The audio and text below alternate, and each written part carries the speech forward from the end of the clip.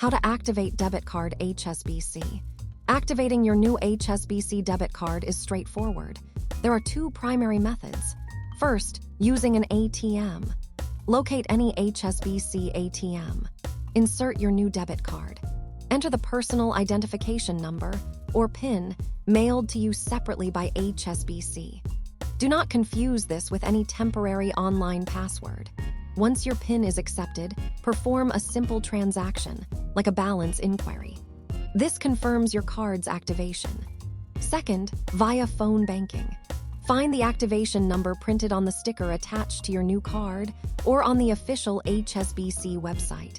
Dial this number. You will be guided by an automated system.